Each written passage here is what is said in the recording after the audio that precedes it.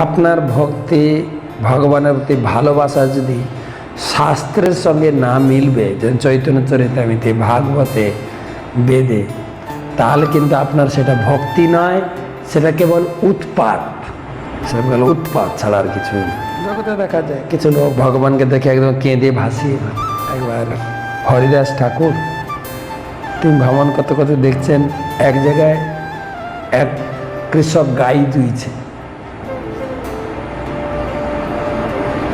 আর ওর পাশেই একজন সাপুড়ে সাপ খেলাচ্ছে, নাগিন সুরে বাঁশি বাজাচ্ছেন আর সাপ নাচছেন। সেই সাপ খেলা দেখে হরিদাস ঠাকুরের হৃদয়ে সে কালীয় নাচ, কালীয় দমন লীলা, কৃষ্ণ সাপের উপরে নৃত্য করছেন, এই ভাব স্মরণে সে মূর্ছিত হয়ে পড়ে। আর হরিদাস ঠাকুর সবাই চিনতেন,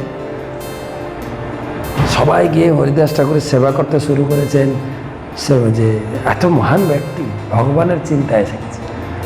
একজন লোক দাঁড়িয়ে দাঁড়িয়ে দেখছিল, বুঝারি একটু মেরগি রোগিয়ে ভেলকে হয়ে পড়ে গেলো, তারা তো সেবা করছে, আমিও পড়ে যাই, আমারও সেবা করবো করে পড়ে গেলে।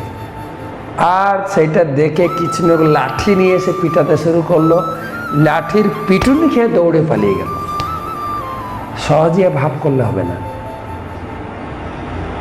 কৃষ্ণের কাছে প্রার্থনা করি আমি যেন তোমাকে পুত্ররূপে ভালোবাসতে পারি, সেই ভিতরের আমার ভাব যেন জাগে। মা যশোদার কাছে প্রার্থনা করব বাৎসল্য ভাব যেন আমি লাভ করতে পারি।